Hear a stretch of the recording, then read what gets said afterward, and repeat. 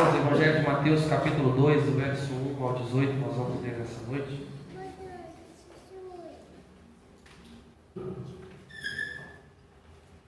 Aleluia, vou passar os anúncios aos irmãos enquanto nós vamos abrir. Amanhã, irmãos, 18h30, o projeto Aos que Tem Fome, amém, distribuição de marmitas ali no centro de Mogi. Estaremos ali na Praça do Relógio, 18h30, fazendo a distribuição e pregando a palavra do Senhor, amém? Todos são bem-vindos a participar do projeto. Quinta-feira, culto ao Senhor, às 19h30, em nome de Jesus.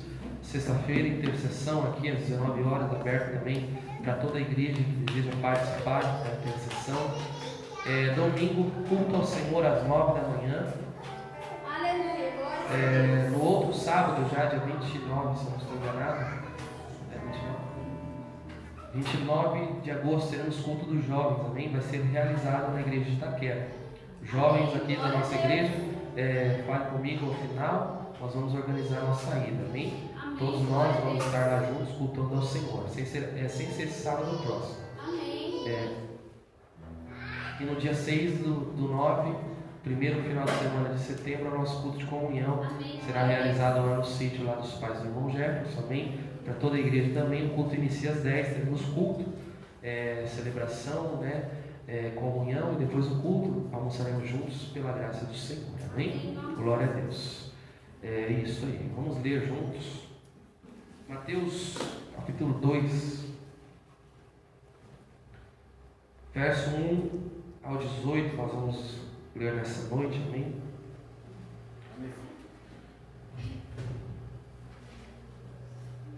Depois que Jesus nasceu em Belém da Judéia, nos dias do rei Herodes, magos vindo do Oriente chegaram a Jerusalém e perguntaram: onde está o recém-nascido rei dos judeus?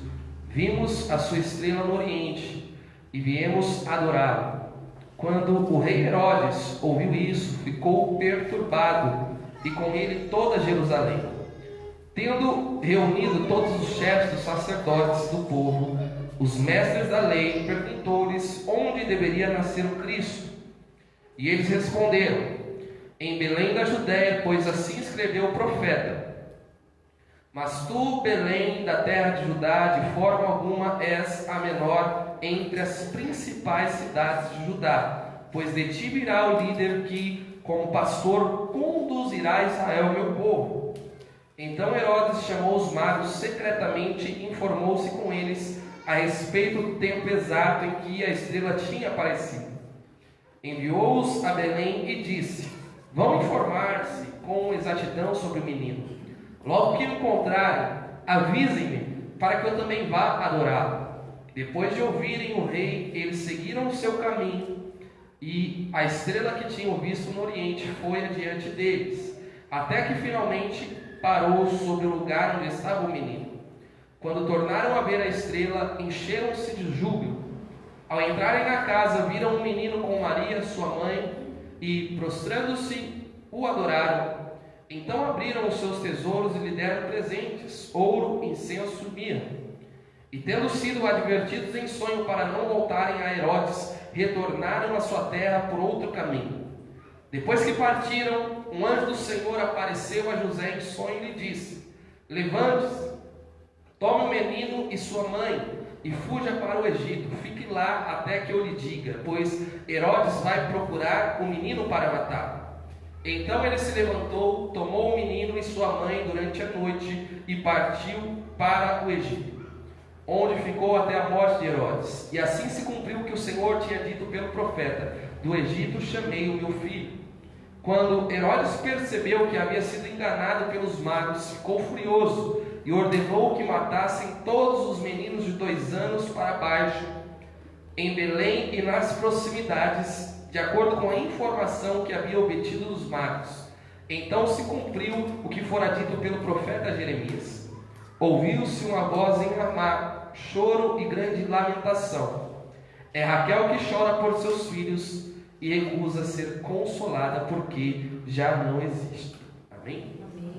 Vamos orar. Senhor Jesus, Deus soberano e eterno, queremos pedir a Ti nessa noite misericórdia sobre as nossas vidas. Fale aos nossos corações, Deus, através da Tua palavra. Abra o entendimento das nossas mentes para que possamos crescer, ó Deus, na graça e no conhecimento do Senhor. Que nós possamos juntos nessa noite nos alimentar, ó Deus, dessa palavra, desses versículos que lemos. Que o Senhor possa atuar em nossos corações, ó Deus. Creio que a Tua palavra produz vida aonde há morte. Creio que a Tua palavra tem poder, ó Deus, de convencer a cada coração que está aqui nessa noite. Por isso eu te peço, meu Senhor, visita-nos com a Tua graça e com a Tua glória, em nome do Senhor Jesus. Glória a Deus, pode sentar, irmãos, em nome do Senhor Jesus Cristo. Nós vamos seguir falando sobre Mateus, o Evangelho de Mateus. Hoje vamos dar início ao capítulo 2, amém? Conforme temos feito nas últimas terças-feiras. Graças ao bom Deus, sua misericórdia, por mais um dia concedido, mais um dia vencido. Apesar de todas as dificuldades que devem ter se levantado no seu dia, o Senhor foi soberano e te fez vitorioso por sua graça, amém? Nós vamos falar nessa noite, relacionado com esses versículos que lemos, sobre as diversas reações com a chegada do rei. Conforme nós podemos observar de uma maneira mais detalhada, houve reações com a notícia do nascimento de Jesus. Algumas pessoas ficaram felizes, outras nem tanto, outras indiferentes. Enfim, ao longo dessa noite nós vamos observar aquilo que o texto nos ensina sobre este fato. O nascimento do Senhor Jesus Cristo como Filho de Deus, na sua carne, na sua natureza humana, conforme nós já vimos aqui no capítulo 1, foi algo que desde o início o Senhor havia revelado que haveria de acontecer. Este nascimento ele foi profetizado ao longo da história. Todo o Antigo Testamento foi uma preparação para a vinda do Senhor Jesus Cristo em carne. Já no início, quando o Senhor lança a sentença sobre a desobediência de Adão e Eva, ele lança uma sentença sobre a serpente, falando que viria alguém que esmagaria a sua cabeça, Gênesis capítulo 3, verso 15, deixando claro que um dia viria então a esta terra. Os patriarcas, eles já sabiam de antemão que um dia o Senhor viria em carne. Os profetas levantados pelo Senhor profetizavam continuamente a vinda do Messias à terra. A aliança que havia sido feita por Deus com o seu povo, lá em Gênesis, se eu não me engano, é capítulo 17, a aliança que Deus fez com Abraão era esperada ansiosamente. Tudo que nós vemos no Antigo Testamento, irmãos, todos os símbolos que nós podemos observar em relação ao judaísmo eram uma sombra do Senhor Jesus Cristo. As festas celebradas por eles apontavam para Jesus. Os sacrifícios realizados pelos judeus eram um tipo do Senhor Jesus Cristo. O tabernáculo que Moisés construiu era um símbolo do Senhor. A Arca da Aliança era uma representação dele também. O vaso que continha o maná, as tábuas da lei, a vara de Arão que floresceu, que estavam ali dentro da arca, também era uma representação de Cristo. O próprio templo que depois foi construído era um símbolo dele. Tudo que nós vemos no Antigo Testamento aponta para o Senhor Jesus Cristo. É por isso que Ele é o único Deus soberano. Por isso que Ele é o Rei dos Reis, o Senhor dos Senhores. E Ele é único, é impossível todas as coisas estarem no Antigo Testamento apontando para Ele e Ele ser apenas um Deus menor. Não, Ele é o Deus Criador dos céus e da terra, conforme nós já sabemos e vimos aqui na palavra do Senhor. Tudo que vemos aqui era uma sombra. Cristo Jesus é a realidade de todas as coisas. O mundo foi preparado para a sua vinda. Nasceu no tempo certo, na plenitude dos tempos. Jesus Cristo nasceu de uma mulher, nasceu sob a lei para ser o nosso Redentor. Gálatas capítulo 4, verso 4 fala sobre isso. A grandiosidade que nós podemos ver neste ato é o Deus eterno entrando no tempo do homem. O Verbo eterno, pessoal, divino, criador, autoexistente, a fonte da vida, se fez carne e estava entre nós. Aquele que é infinito, eterno, soberano, foi gerado no ventre de Maria, conforme nós já vimos aqui, e nasceu num curral, numa estrebaria, enfim, aquilo que você achar melhor como palavra para definir o local do seu nascimento. Aquele que nem os céus é capaz de conter por tamanho poder e grandiosidade, foi envolto em algumas faixas de pano. O Criador do universo, irmãos, vestiu a pele humana e andou entre nós. Diante dessa situação, nós observamos que nem todos se alegraram com este acontecimento. Sobre isso, o pastor Hernandes Dias Lopes, ele fala que Jesus é o personagem mais paradoxal da história. Ou seja, ele é o mais amado, mas também é o mais odiado pela multidão. Ele atrai algumas pessoas e outras ficam incomodadas por causa dele. Alguns se alegram, outros não se alegram com a existência deste Jesus. O próprio Simeão, quando tomou nos braços, quando ele foi apresentado no templo, disse essas palavras sobre Jesus: olha, este menino ele vai trazer grandeza para alguns e destruição para outros. É o que Simeão falou sobre Jesus quando este foi apresentado no templo. Jesus, ele é amado e odiado por um único motivo: ele vive para sempre. Ele está vivo pelos séculos dos séculos. Os homens, eles não amam e nem odeiam alguém que esteja morto por muito tempo. Aqueles que morreram são esquecidos. Por mais terríveis que eles foram, eles passam por um tempo sendo odiados ou amados por terem feito coisas boas, mas com o passar dos anos, naturalmente, eles são esquecidos.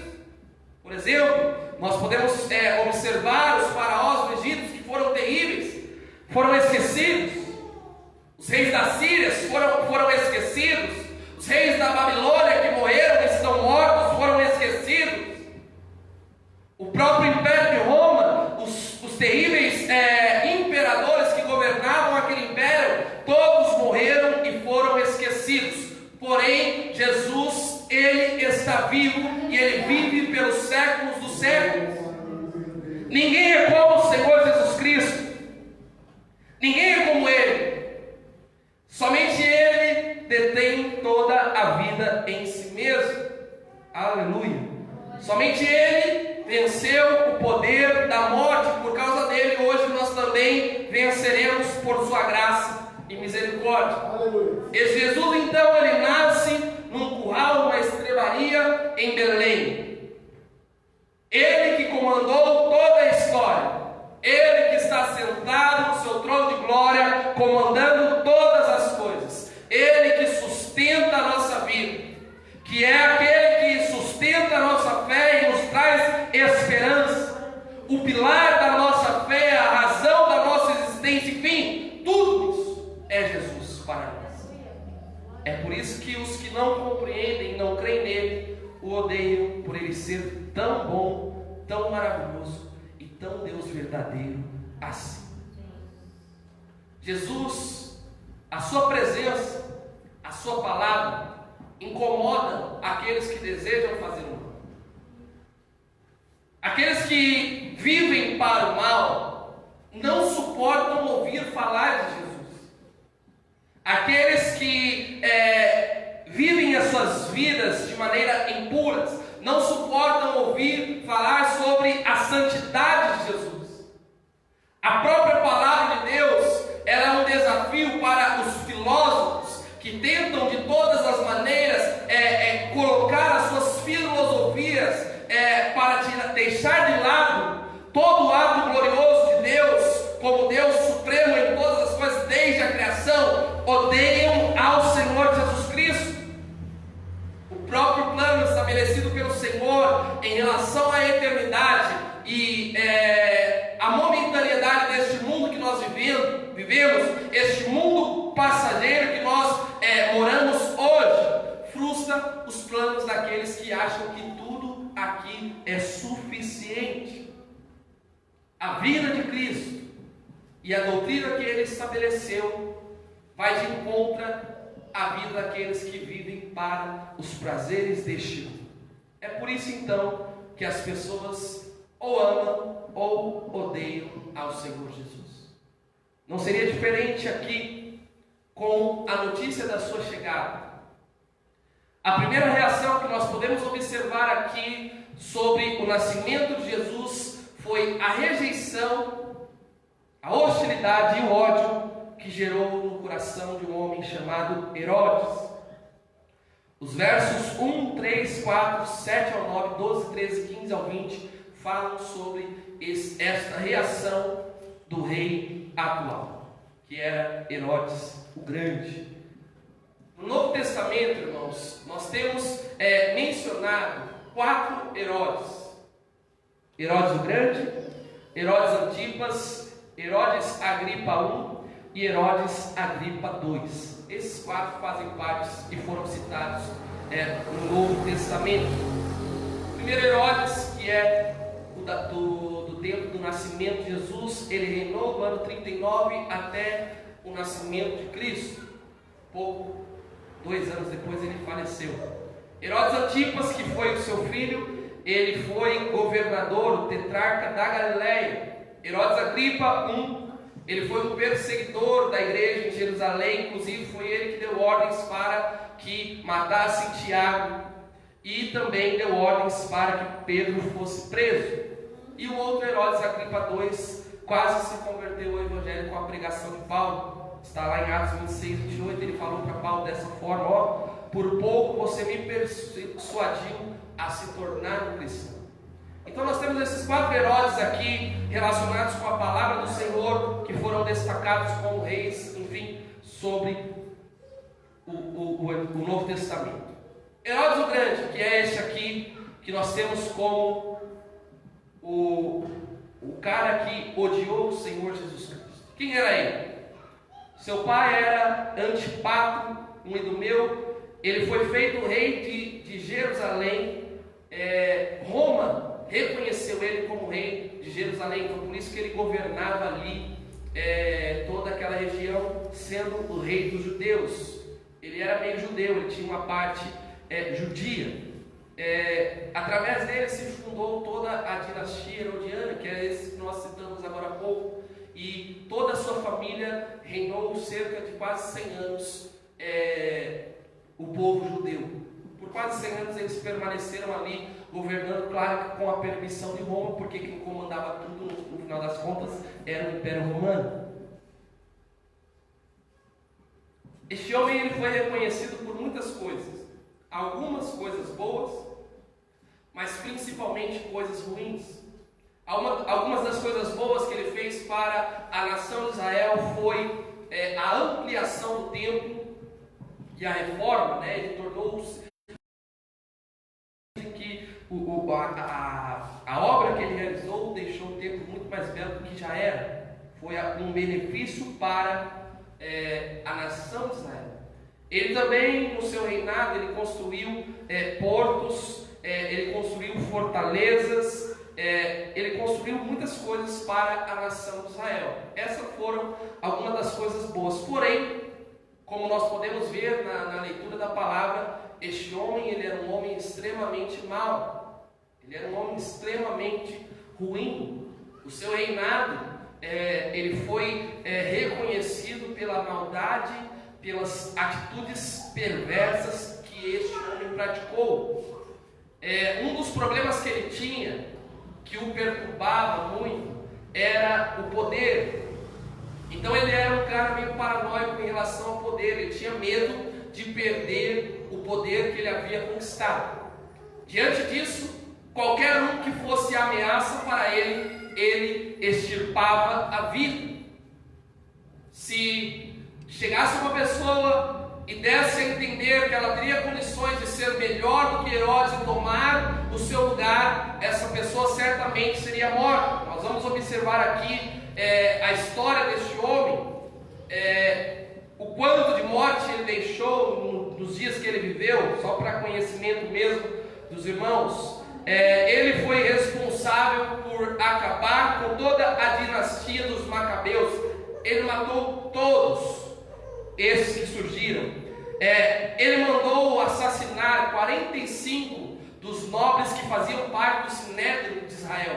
O Sinédrio era o local onde eles se reuniam para transmitir conhecimento, para discutir sobre a palavra e para discutir sobre as coisas relacionadas com a nação de Israel.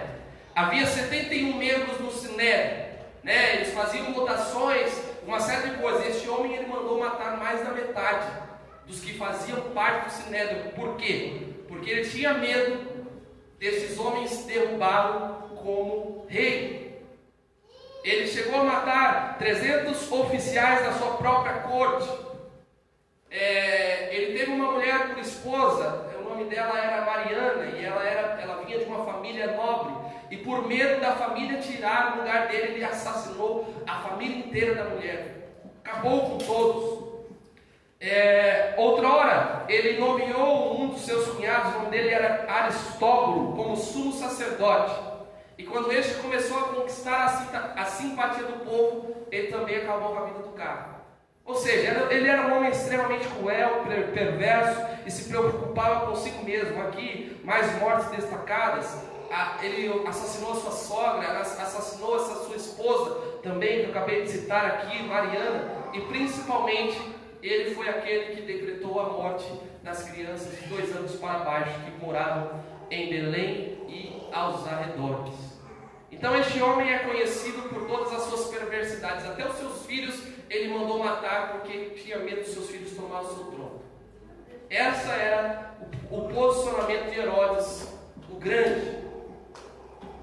O texto que nós lemos aqui, os versículos que eu falei, nos mostram a atitude deste homem em relação ao Senhor Jesus Cristo. Os magos chegaram em Jerusalém com uma notícia maravilhosa para os judeus. E eles perguntaram: aonde que está o recém-nascido, o rei dos judeus? Porque nós viemos até aqui para adorar. Quando Herodes ouve tudo isso, imediatamente ele já se transforma, diz o versículo que ele se perturbou em seu coração. Foi dominado então pela angústia e o medo de perder o seu reino. Poxa vida, nasceu o reino de Deus, o que será de mim agora? Em seu coração então, ele rejeita o Senhor Jesus Cristo. A última esperança de Herodes era o Senhor Jesus Cristo. Por ser meio judeu, ele tinha conhecimento das profecias bíblicas e ele sabia que um dia o Messias viria como redentor da sua nação. Apesar de todas as atrocidades que ele havia cometido, a palavra deixa claro que Jesus veio para perdão, para resgate. Então Jesus Cristo era a última esperança deste homem, a última esperança de salvação. Porém, em seu coração ele o rejeitou e passou a odiá-lo com severa força. Agiu com a astúcia e a maldade de sempre que estava no seu coração. Nós podemos observar que ele utiliza algumas palavras doces, mas o seu interior dizia o contrário. Ele chega para os magos e fala: olha, vai lá, encontra o menino, adora o menino, mas volte até mim que eu também vou lá adorar. Ele é rei, ele merece. Mas o seu coração não dizia isso. O seu coração dizia que ele iria estrangular aquela criança, que ele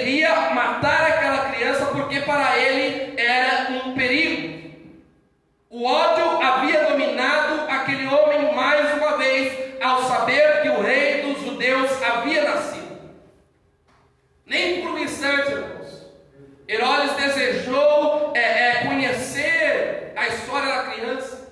Nem por um instante ele pensou: poxa vida, será que pode haver alguma coisa boa nisso daqui? Esses magos vieram de tão longe para adorar um bebê. Nem por um instante ele pensou isso. Pelo contrário, ele foi dominado pelo ódio. E o único momento que o texto mostra uma preocupação ou uma curiosidade dele saber sobre o Messias foi quando ele chama os mestres da lei e os sacerdotes para perguntar qual o local de nascimento ele viria. E aí eles respondem dizendo que o menino nasceu na Judéia, porque era a profecia que Então ele ordena que os magos vão até a frente. E quando ele observa que os magos não retornaram para lhe dizer o local onde estava a criança, ele prontamente, sem nenhum tipo de amor no seu coração, ele sentencia todas as crianças do sexo masculino que viviam na região de Belém e nos arredores à morte. Então houve a matança das crianças por causa do ódio que estava no coração deste homem. A que ponto chega o homem pela cegueira, ao estar cego, as práticas terríveis e repugnantes que pode cometer um homem que está cego pelo poder. Ao ouvir falar sobre Jesus Cristo, o seu coração endureceu e o ódio tomou conta com todas as forças. A mensagem do reino, a verdadeira mensagem do Evangelho e do seu Rei Jesus Cristo, causa algumas reações das pessoas. Naturalmente falando, Paul Washer diz que quando uma pessoa ela ouve o Evangelho, ou ela vai amar o Senhor Jesus Cristo, ou ela vai odiar o Senhor Jesus Cristo com todas as suas forças. Naturalmente falando, as pessoas não suportam ouvir a verdade de si mesmo. Por que que os religiosos estavam cheios de raiva dos discípulos de Cristo? Atos dos Apóstolos. Porque eles não suportavam ouvir aqueles homens pregando o Evangelho. Porque para eles Jesus estava morto. Mas os discípulos diziam que Jesus estava vivo e condenava eles como sendo os responsáveis pelo pedido de morte do Senhor. Naturalmente falando, o homem caído por causa da desobediência de Adão, ele odeia o que é bom, naturalmente. Ele odeia o Cristo verdadeiro. Ele odeia o que o Evangelho descreve sobre ele. A mensagem do reino é uma mensagem de arrependimento. E para alguns corações, ao invés de gerar uma alegria, porque o Senhor Jesus Cristo, Ele nos traz perdão de pecados, Ele nos traz vida com abundância, Ele nos traz vida nova e Ele nos traz promessas de vida eterna. Ao invés da mensagem de arrependimento causar alegria nos corações, em muitos deles causa-se um ódio. As pessoas acham que os cristãos, eles são fanáticos religiosos por pregarem contra o pecado e a necessidade do arrependimento. Irmãos, outrora nós estávamos na mesma condição. E Cristo Jesus nos alcançou por sua graça e nós nos arrependemos e Ele nos fez novas criaturas. Porque os fariseus odiavam a mensagem que João Batista pregava. Porque ele olhava para eles e dizia: olha, vocês são raça de víboras. Olha, vocês precisam se arrepender de verdade. Não adianta vir para cá, porque as pessoas estão aqui. Há necessidade de um arrependimento verdadeiro. Somente dessa forma é que nós adentramos no reino celestial. Por quê? Nós podemos observar nesses últimos dias esses movimentos diabólicos, brincando e zombando os cristãos, brincando com artigos religiosos, blasfemando contra o nome de Cristo, e aí coloca um homem fantasiado de Jesus gay aqui, outro homem, o diabo vencendo Jesus. Por quê? Porque eles odeiam o Cristo verdadeiro e querem de alguma forma ofendê-lo. Seus corações estão fechados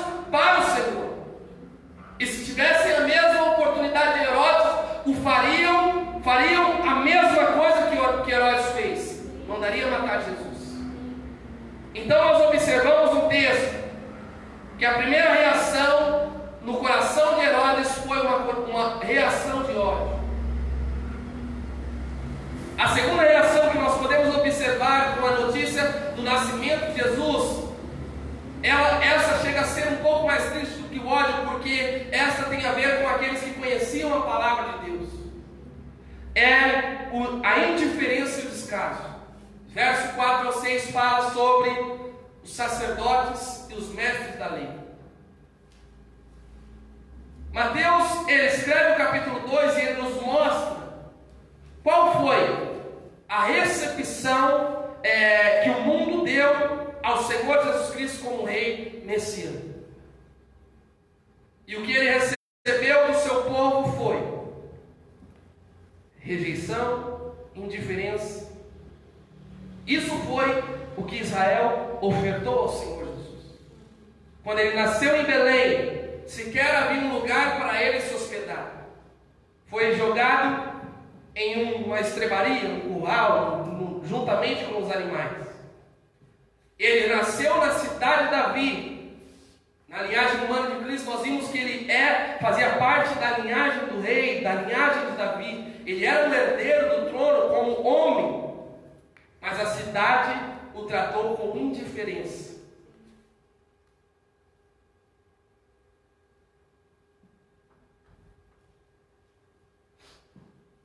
Jesus, ele nasceu em Belém, que significa também casa do pão. Nós já falamos sobre isso aqui. Ele mesmo diz ser o pão da vida. E veja como que ele foi recebido. O pão da vida, então, ele foi rejeitado pela casa do pão. Agora nós estamos em Jerusalém, aonde estavam ali os principais sacerdotes, os escribas do povo, que embora tivessem o pleno conhecimento das Sagradas Escrituras, sobre todas as profecias do Senhor Jesus Cristo, não deram a importância para ele. Não foram sequer procurar saber quem era este que os magos diziam ser o rei dos judeus. Os magos vieram de longe para adorá-lo, mas os seus corações estavam indiferentes a essa notícia. Os chefes dos sacerdotes estavam ali para dizer a Herodes: olha, a criança vai nascer em Belém. Mas eles, com seus corações indiferentes, não foram até lá para o reconhecê-lo, para o adorá-lo como seu Senhor e Rei, porque havia as profecias de que um dia ele viria. Os sacerdotes que foram chamados ali não eram qualquer sacerdotes, eram os sumos sacerdotes, aqueles que tinham a permissão de adentrar no local santíssimo uma vez ao ano, para oferecer o sacrifício lá no Santo dos Santos. Tinham conhecimento pleno da palavra. O texto ainda fala no plural, os sacerdotes, que nos dá a entender que não era um só, mas outros que já haviam exercido a função de sumo sacerdote. E vários homens com todo o seu conhecimento estavam ali diante de Herodes com o coração totalmente indiferente, totalmente gelado, com a notícia de que o rei dos judeus havia nascido. Toda a liderança religiosa de Israel estava nessa condição, que dirá o povo. Os teólogos, os escribas, os conhecedores da lei, principalmente, estavam na mesma condição. Os magos fizeram uma longa viagem, andaram pelos desertos, vieram lá do Oriente, e aqueles homens estavam cerca de 10 quilômetros de Belém, e sequer foram até ali para verem quem era este menino.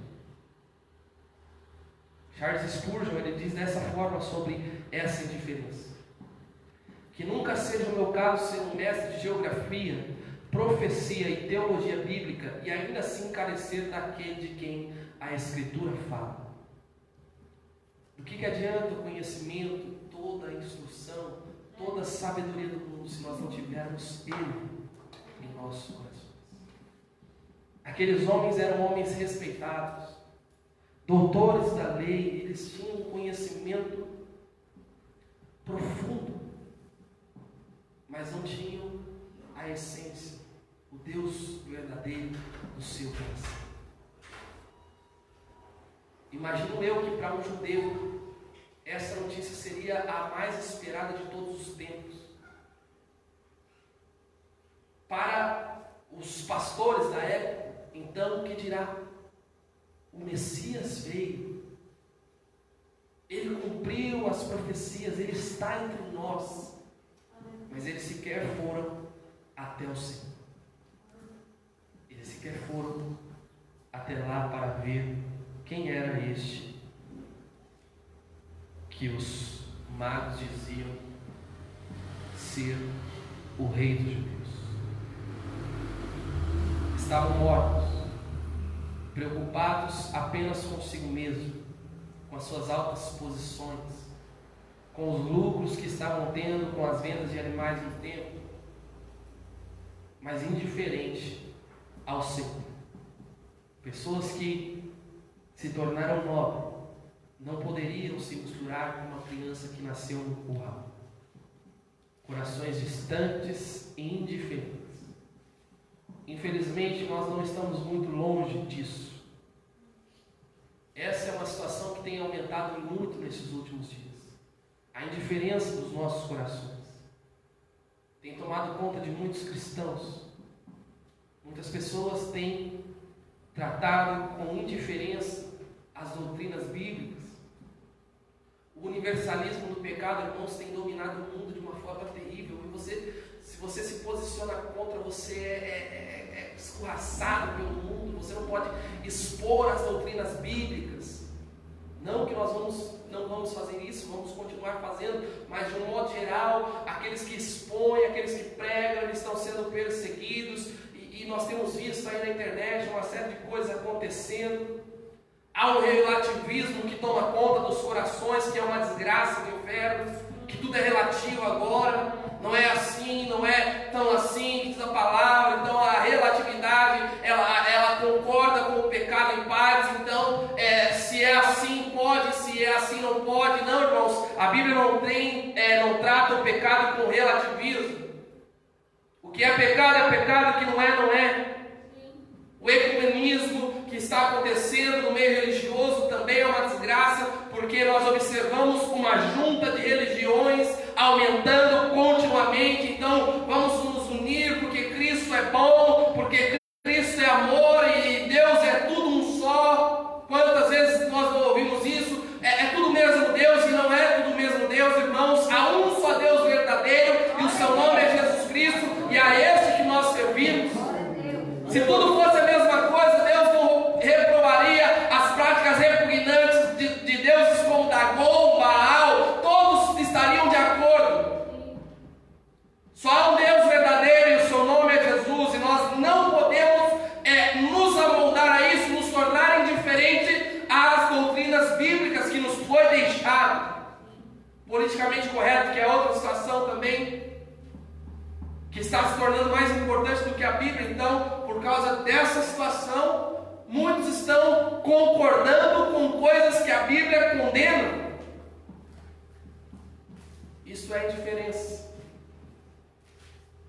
O coração indiferente ao seu Senhor e Salvador Jesus Cristo. Entrar diante do Rei dos Reis e Senhor dos Senhores sem temor, sem reverência, é indiferença. Não tem como fugir disso. Os indiferentes que entravam no Santo dos Santos morriam lá dentro, porque tinha que ter temor e reverência ao estar na presença do Senhor.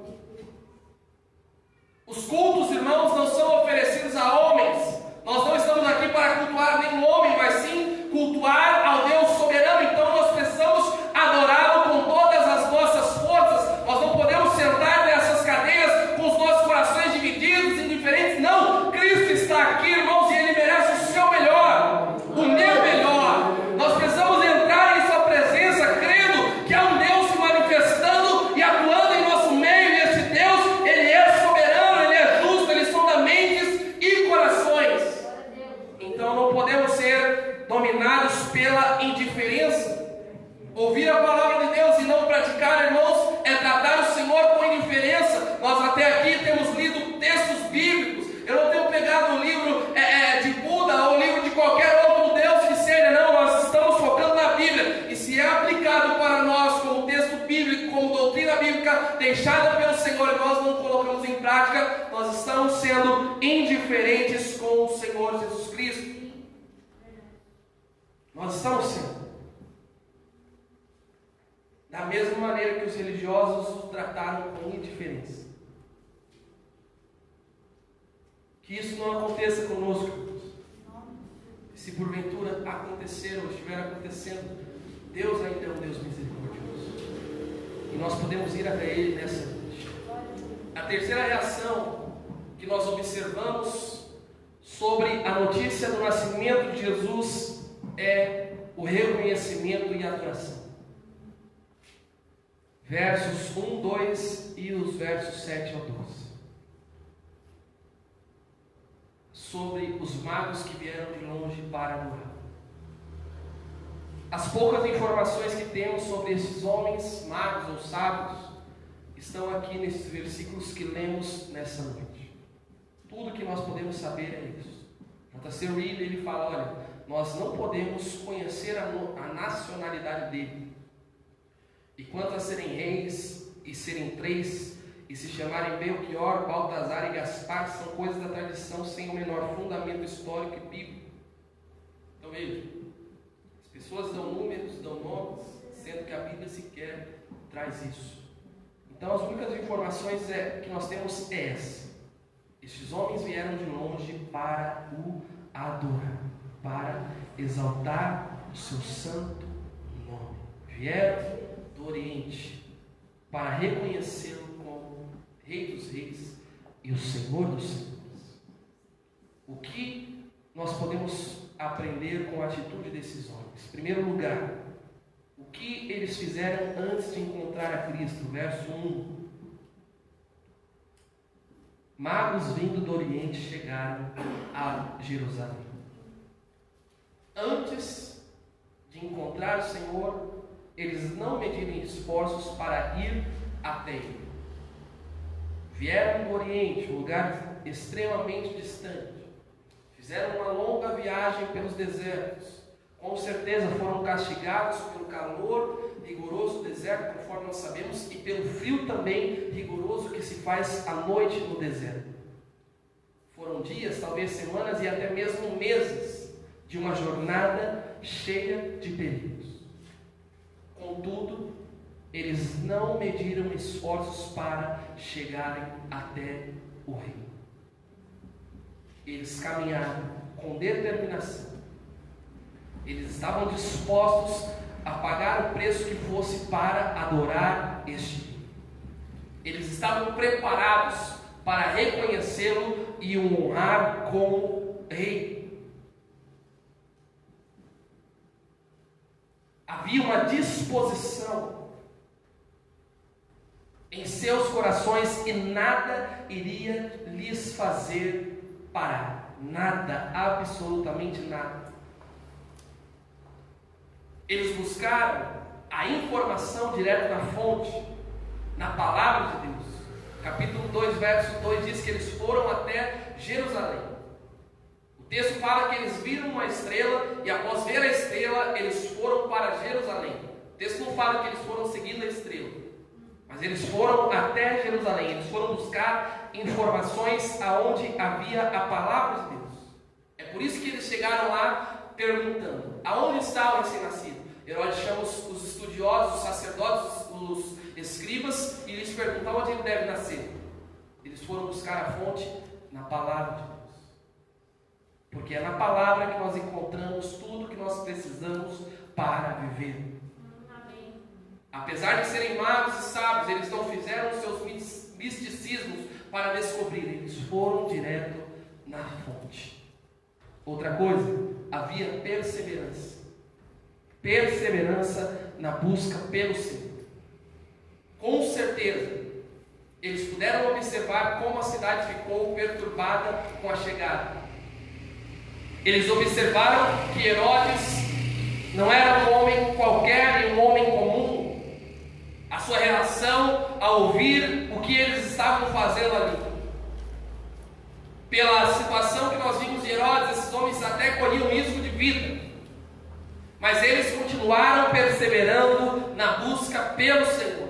Nós viemos aqui para ver o Rei dos Judeus, e nós iremos sair daqui apenas quando nós o contemplarmos, quando nós o reconhecermos, quando os nossos olhos verem quem Ele é, nós entregarmos aquilo que Ele merece e nós reconhecermos a Ele como Rei. Isso nos ensina algumas coisas, irmãos. Isso nos ensina que Cristo Jesus, Ele deve ser adorado em toda e qualquer circunstância.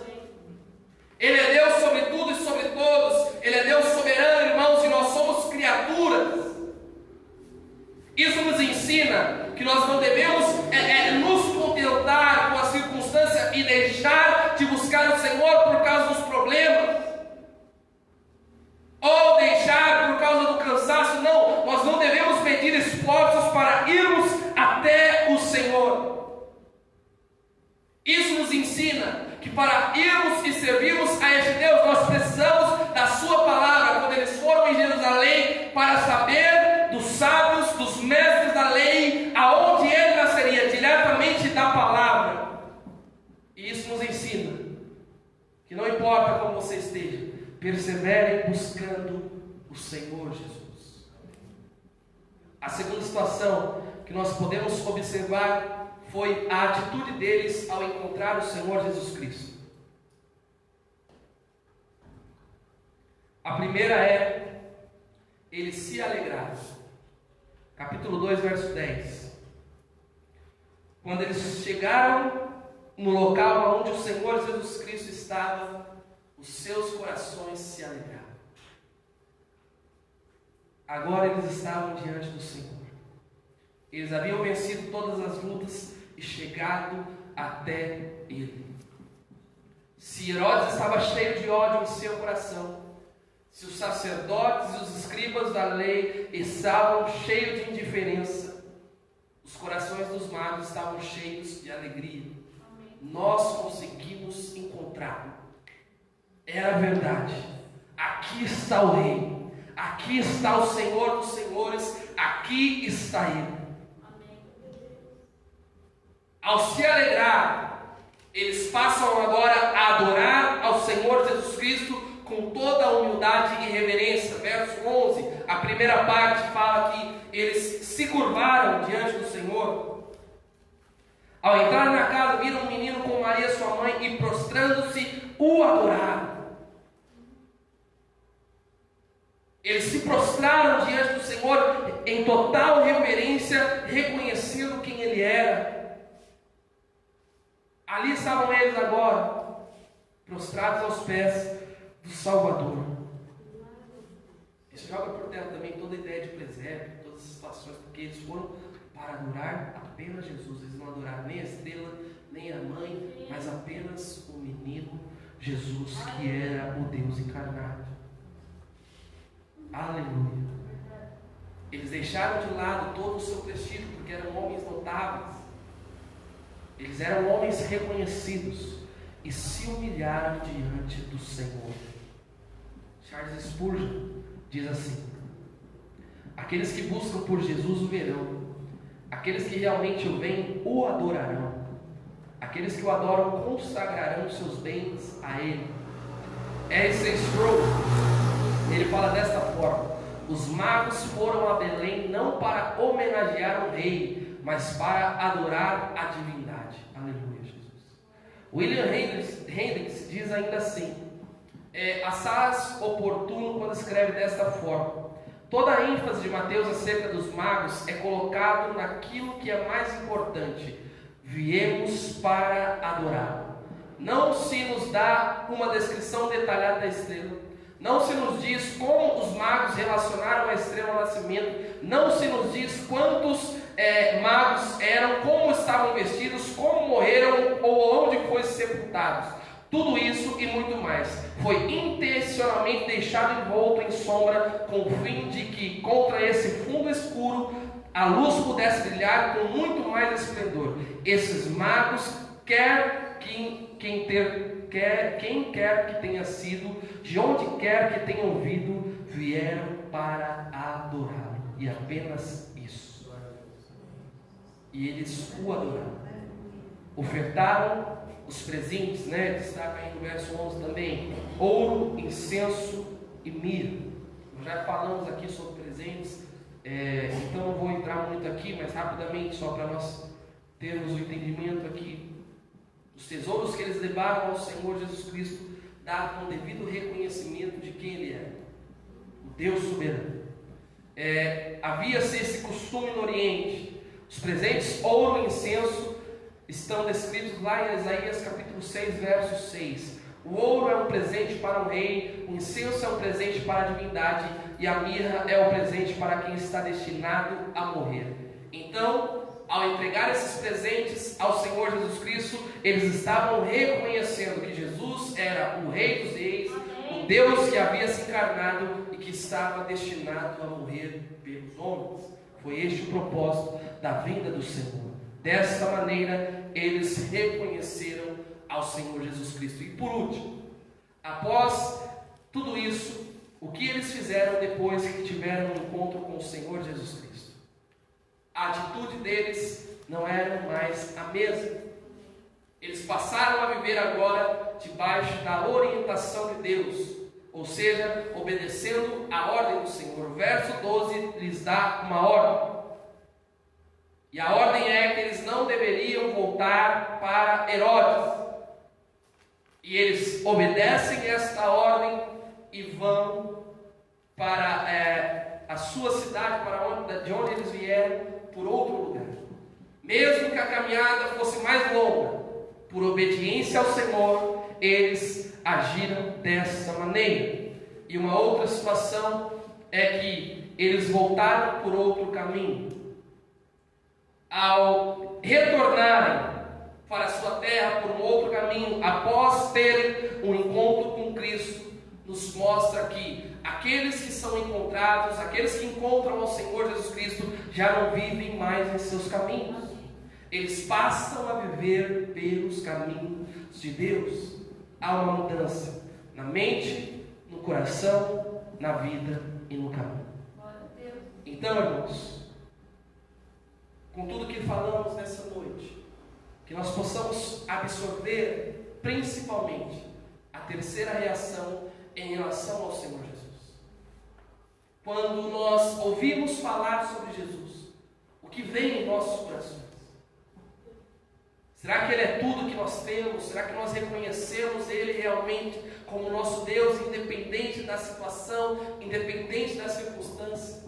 Ou será que os nossos corações em algum momento têm sido dominados pela indiferença que Jesus ele não é tão importante assim? Eu não preciso tanto ser radical como tem sido falado nesses últimos dias. Eu não preciso agir dessa maneira. Eu tenho alguns pensamentos meus, alguns ideais meus, então eu posso agir assim. Não podemos, irmãos, porque não são os nossos ideais, não são os nossos pensamentos, é o que a palavra do Senhor nos diz. E diante do Senhor, a única coisa que nós devemos fazer é reconhecê-lo e o adorá-lo. Quando se fala em Jesus, pode-se esperar variadas reações. Mas para aqueles que já foram uma vez lavados e remidos no seu sangue, não pode haver várias reações. A única reação é de dependência total, de reconhecimento total e de adoração total a Ele, porque Ele é digno de honra, de glória, Ele é digno de ser exaltado e Ele é digno de ser reconhecido por todos aqueles que o servem. Que o Senhor Jesus Cristo possa, irmãos, permanecer em nossos corações. O que Cristo representa para nós nessa noite? As nossas atitudes demonstram. A maneira como nós vivemos demonstra. A maneira como nós nos portamos em nosso lar demonstra. A maneira como nós nos portamos em nosso trabalho demonstra também. A maneira onde nós estamos em qualquer lugar demonstra quem é Cristo para nós. Os magos deixaram claro que Ele era o Rei dos Reis, o Deus que havia vida em carne. e o Deus que havia vindo para morrer e salvar toda a humanidade. Que Jesus possa, irmãos, permanecer em seus corações e no meu também. Vamos nos pôr de pé nessa noite.